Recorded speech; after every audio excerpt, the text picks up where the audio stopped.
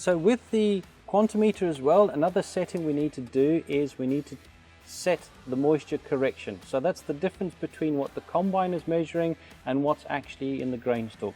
So here in the ear of wheat again, we go into here to the quantimeter. Once we're in that, we're actually looking for the percentage here.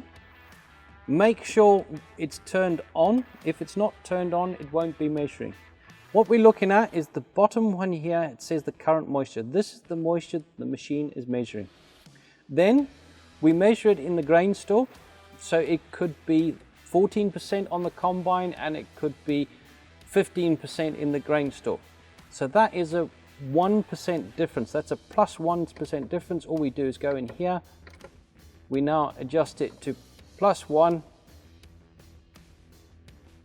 Press enter. We have that now. That is automatically now set into the actual quantimeter calculation. We can also, if we want to, set it to the current, to the storage moisture. So this is what you eventually dry the grain down to.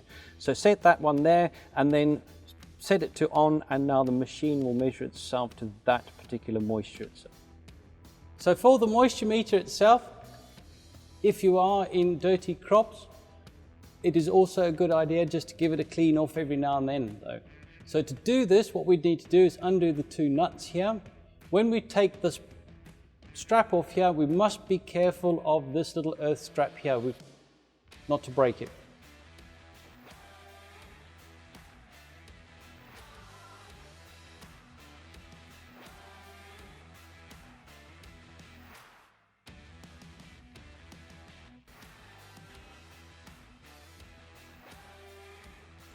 When we take it out, I say be careful of the little strap, rotate it round, and here we take a damp cloth and give the aluminium plate there a clean.